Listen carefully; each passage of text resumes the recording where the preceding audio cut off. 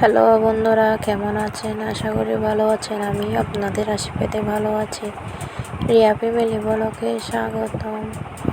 আজকে চলে যাব শ্বশুর বাড়িতে, সেজন্য জিনিসপত্র নিয়ে রেডি হচ্ছে। আর লেবু পাতা নিচ্ছি, লেবু পাতা দিয়ে আজকে ভাত খাবো। আর অল্প করে লেবু পাতা নিয়ে যাবো শ্বশুর বাড়িতে, মরিচ চাটনি করবো, এখানে দিব এখন। আর কতগুলো নিয়ে যাবো শ্বশুর বাড়িতে।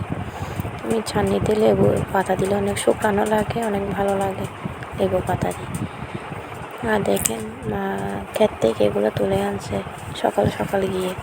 যদি একটু দেরি করে গেলে অনেক কিছু নিয়ে যেতে পারতাম। ও সাং করে আসছি, মা এগুলো কী রাখছে, এগুলো কী বলতেছে যে এগুলো কি ভিডিও করবি না তুই?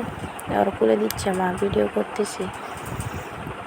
এগুলো ফল ফ্রুটগুলো আনছি।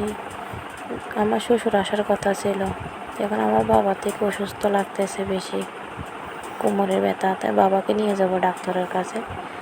মা যাবে বাপের বাড়ি, আমার বাবা যাবে আমার শ্বশুর বাড়ি, বাবাকে দেখাবো ডাক্তার। এখন রেডি হয়ে গেছি, আমি আমার বাবু রেডি। এখন আমার বাবু রেডি হয়ে গেছে, এখন আমার মা আছে, মা যাবে কথা ছিল না। হঠাৎ করে মা বলতেছে আমিও যাবো আমার বাপের বাড়িতে, আমার কাজ আছে। তিনজনে একই লাইনে যাব। রেডি হয়ে আসতেছি, সবাইকে নমস্কার করে ফেলছি, এখন যাচ্ছি বের হয়ে। বাবা ডাকতেছে, বলতেছে তাই গাড়ি আসছে। দেখেন আমার বাবুটা যাচ্ছে ও দাদাদেরকে নিয়ে। আমি দেখতেছি পিছনে আমার মা আসতেছে কিনা, দেখতেছি এখনও আসতেছে না। ওদিকে আমার বাবা ডাকতেছে, বলতেছে তাই আসো তাড়াতাড়ি, গাড়ি আসছে। দেখেন অনেক দিন থাকছি, 15 দিন থাকছি বাপের বাড়িতে। মন খারাপও লাগতেছে আবার খুশিও লাগতেছে, সাথে মা বাবা যাচ্ছে তো কান্না পাচ্ছে না। যদি একা যেতাম, শ্বশুর শাশুড়ির সাথে যেতাম, রাস্তার মধ্যে আমি সবসময় কান্না করতাম, পুরো চোখ মুখ ফুলে যেত, লাল হয়ে যেত, কান্না করতাম। এখন মা বাবা যাচ্ছে, এখন কান্না আসতেছে না, আরও হাসতেছি, কথা বলতেছি, হাসতেছি।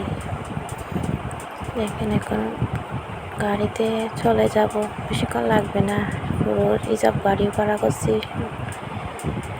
ভিডিওটি কেমন লাগে লাইক কমেন্ট শেয়ার করবেন, সাবস্ক্রাইব করে দিবেন, পাশে থাকবেন।